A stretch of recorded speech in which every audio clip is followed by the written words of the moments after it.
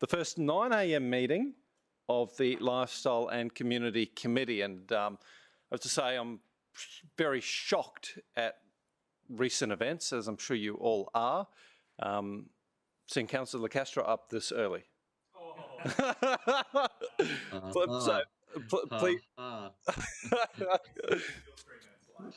Pleased to have you joining us as well remotely, Councillor Castro. Look, councillors, we don't have too much on the agenda today, although we will take the opportunity, I'm sure, to make a few amendments to some city officer recommendations. That's right.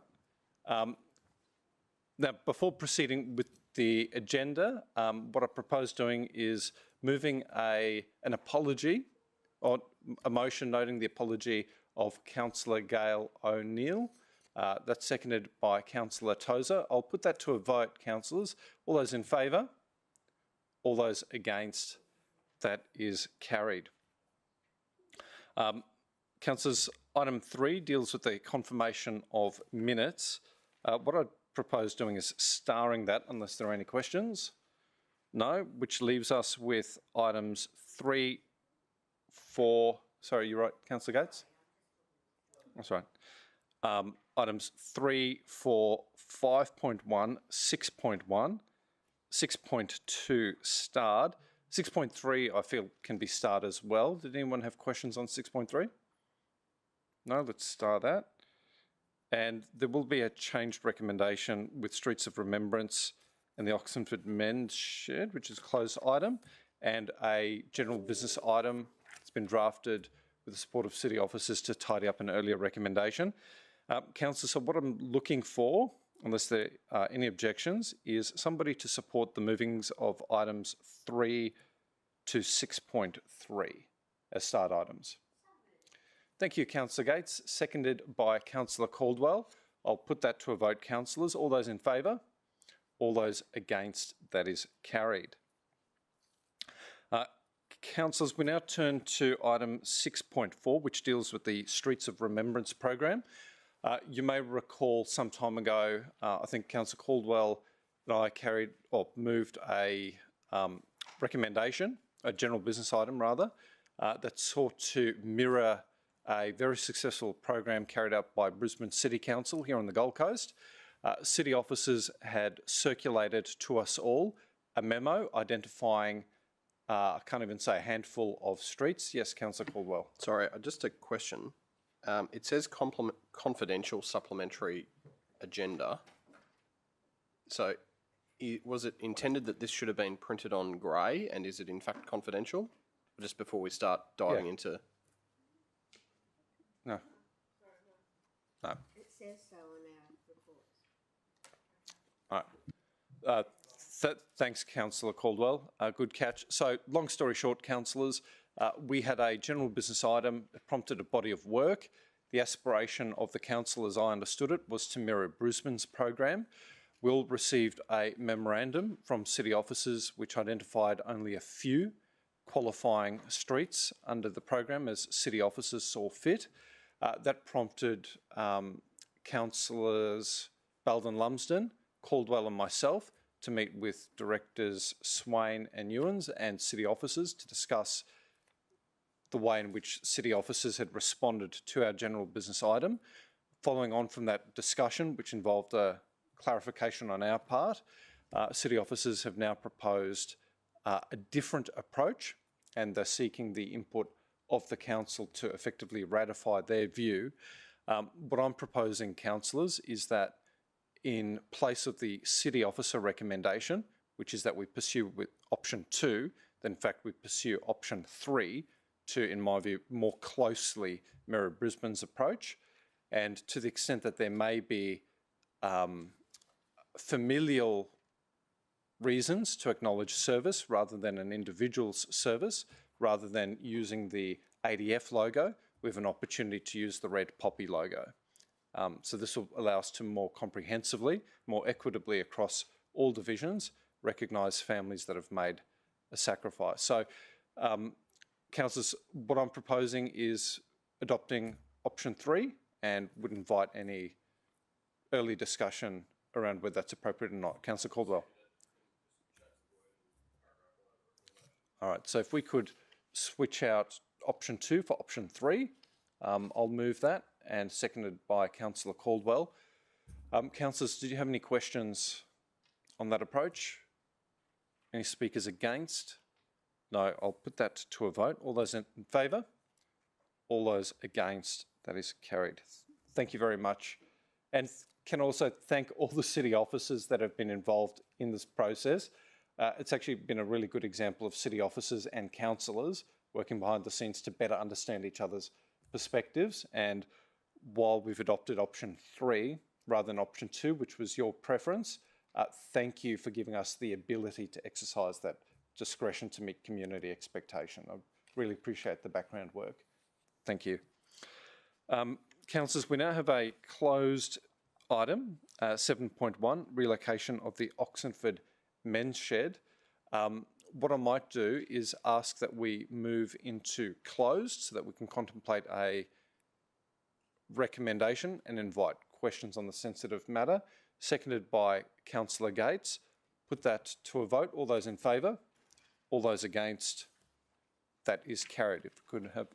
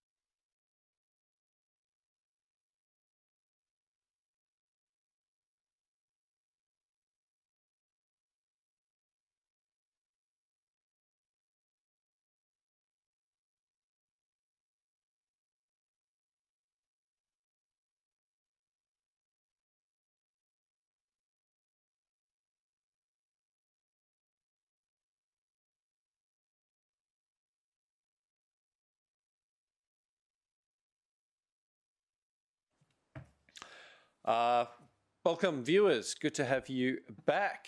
We missed you as much as you missed us, I'm sure. We have a motion that will now be considered by the meeting. It's moved by Councillor Caldwell, seconded by Councillor Gates. Reads as displayed on the screen. Councillor Caldwell is still happy to move that? Yep. Councillor Gates, Sure. happy to second. Any questions or speakers against that item? Councillors, no. Councillor Caldwell, would you like to make a contribution or happy for that to be put to a vote? I'll put that to a vote then. All those in favour? All those against? That is carried. Wonderful. Councillors, just lastly, we have a general business item which I'd like considered by the committee, and it deals with our Neat Street program. You may recall the Neat Street program was endorsed by Council at the same time as our Streets of Remembrance program. City officers have done an amazing job putting together a program that will drive community spirit right across the Gold Coast. I've had an opportunity to meet with them. It's phenomenal. But in order to ensure that the program runs as smoothly as possible and that we're able to minimise or mitigate any need to manage conflicts of interest, city officers have come up with some new words to amend the second part of our historic resolution. And essentially what it does, councillors, is move us from an opt-in to an opt-out model and allows the program to be delivered by city officers rather than by our officers. But I can assure you that we'll be deeply engaged in the process. So, sorry, that was not what I was expecting. If we could just, the unnumbered paragraph should be the extent of the recommendation.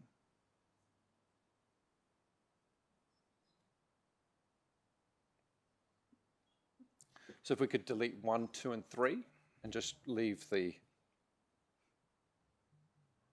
So it would read, or the recommendation or the motion reads, that council resolution blah, blah, blah, part 2 be replaced to read as follows, that the program be delivered as a citywide program administered by the Safe and Livable Communities branch with divisional support for local promotion and review of eligible streets within respective divisions.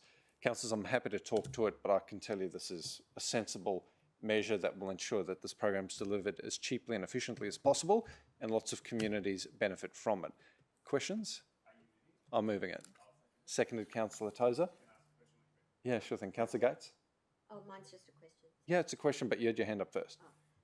Thank you. Have we had a summary on this recently? Noting it was last May, was it, that it was... We, to committee, haven't. City officers have acted on our direction. They presented me as committee chair, I suppose, an overview of what was proposed. Could we have a look? Could we circulate that? Would that be possible? Yeah, So sure. that's We just can do as a both, but we refresher. can also give you a bit of a quick update now if you'd like. Thanks. Thanks, Councillor. Through you, Mr Chair. So, yeah, we've, based on the previous council resolution, we've drafted a package with, I guess, nomination forms, guidelines for the program and some draft collateral in terms of promotional materials. So that's actually scheduled to go out to councillors this week. And then we would just wanted to clarify today, I guess, whether you still wanted the opt-in or whether it was something that we just did as a citywide program. So based on the decision today, we'll look to send that out to you all in the next day. So just as a refresher, Councillor Gates, and I suppose for the benefit of those tuning in, the purpose of the Neat Street program is to empower communities to understand how council can help maintain their areas, but also empower civic-minded residents to help look after their own neighbourhoods as well. So participation in the program is really simple. A group of residents can get together in a street, they download a checklist or collect a copy from our office, complete the checklist, which basically makes sure that their street's graffiti-free, things are in good order, and subject to the review and involvement with our divisional officers, those streets may have the opportunity to be recorded as a neat street on an honour roll that appears on our website in the same way that the Streets of Remembrance program works. It does two things. Number one, it builds community pride, but two, it's actually a good way of communicating with residents the proper channels to report all these minor maintenance issues that can accumulate over time because people don't understand how to report them. The collateral looks pretty phenomenal. I think the team's done a great job. I'm supportive, and I know that I supported the last program. I'm just a little tiny bit concerned of the implications that might flow on from it, where there's illegal infrastructure and what have you on footpaths, which, I mean, you can barely go down the street that you don't come across. And I'm just worried about the cost implications on the city in regard to streets nominating and then there being issues that require additional attention. Yeah, so thanks, Councillor Gates. The director can correct me if I'm wrong, but I understand that our maintenance team have been well and truly engaged as part of this process and helped inform some of the questions even, so that they're perfectly happy and welcome this program. Okay. Because again, even from our divisional office perspective, it's a really good education tool. It's almost a Trojan horse in terms of getting an important corporate communication message out. Director? Yeah, so through the chair, so we've worked with the maintenance crew, Michael Ham's team and TI, but also with customer contact in terms of that messaging to make sure that this is all going to connect. So, you know, I think everyone's satisfied that they've had their input and this would be fairly low risk as well. And local law? I mean, local law comes under you. That's where I see the issue perhaps being I'm not trying to make any negative comment, but just and local law alerting as to well. the fact that if many streets were raised, there might be local law issues. So, Councillor Gates, I'm sure you'll be satisfied that the checklist is about building pride, not causing neighbourhood dispute. So maybe when you see the checklist, that might give you comfort that people aren't going to be making life difficult for their neighbours, but rather taking responsibility for things like graffiti and potholes. Okay. And one of the other key benefits, I think, from this program is it actually clarifies what are state issues and what are council issues as well, even to the extent that TMR is a referral agency for complaints. So seems to be a positive thing, and only a trial as well. Yep. So we've only endorsed it for 12 months. If it doesn't work, it doesn't work and we can move on. Hope it works. Yeah, absolutely. It certainly seems to have worked in other jurisdictions. Councillors, so Councillor Tozer, question. Thanks. So yeah, my question is just actually in the context of the information that was in the cut and paste prior. So am I right in saying that effectively the change is that under the previous resolution, it might have been implied that it was kind of run by a divisional office as opposed to a citywide, and this effectively gives enables a divisional office now to lean on the Safe and Livable Community Unit for the administrative oversight of the program. I'm just trying to capture that in my head. So the former model would have put together the collateral and nomination process for an office, a divisional office, to run a campaign. Right. To get people involved in the Neat Street program. So it could have been just a division 1, 2, 3, 9, 4, 11, 12 thing. The trouble, though, is that if we ended up with a majority of divisions represented, there would be this communication issue with the community, because some people may not be eligible because divisional officers might have felt that they weren't properly resourced to run the campaign. But having slimmed down the scope of the Neat Street program, city officers are now satisfied that they have the resources to run it across the whole city. So there's less administrative impost on us as divisional officers. There's a streamlined and transparent process for city officers. But the protection for us and the involvement of our community, or representation of our community, is we have an opportunity to review every nomination that comes in, because there might be some ground truthing that we can do that city officers running the program centrally may not be able to. So just refresh my memory, is it like a competition? No, it's not a competition, but it's the ability to claim a participation award if you've actually run the race. So you've met a set of criteria in your street, yes, then you get a certificate and some acknowledgement. that's right. And I think the viewers, and correct me if I'm wrong, Director, or through you to Brooke, the idea is that there may be an ultimate prize winner that is considered or awarded through the Mayoral Safer Suburbs Forum. So in that sense, there is an opportunity to laud the neatest street that participated, but all neat streets in our community have an ability to be recognised. Right. And again, just familiarising myself with the project before we support the resolution, there is some sort of checklist that exists. Yes. That councillors, you've reviewed, but the councillors haven't yet been provided That's right, and that will be circulated to you. in the next couple of days. Yes. Okay, cool. And that will help us be informed about our community and how a street from our division might nominate or participate. Yes, that's right. So every office will be provided with collateral, Right. the digital assets, everything to promote it Great. in our communities. Yeah. And It's good. I suppose on reflection, some of that information prior to us resolving at council might have been helpful, but as long as it's circulated for full council, that'd be great. well, it couldn't. No, be disrespectful. That wasn't meant to be disrespectful in any way. I'm not saying you're being disrespectful. I'm just saying it doesn't pay mind to the fact it was a general business item. So the general business item that precipitated this was to ask city officers to go away and develop an Eat Street program. So given that I moved the general business item, I didn't table a list of questions to inform your decision at the time. Okay. All right. All right, councillors, any speakers against? Any further questions?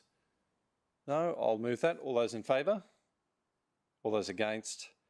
That's carried. Councillors, any further general business items? Before we close, Bob, I'm not sure if this affects you, mate. Maybe you should just mute your speakers for a second. But the Transport Committee has been moved to 1:30 today due to a disaster management meeting. So stick to the original time, Bob, if you're going to make it.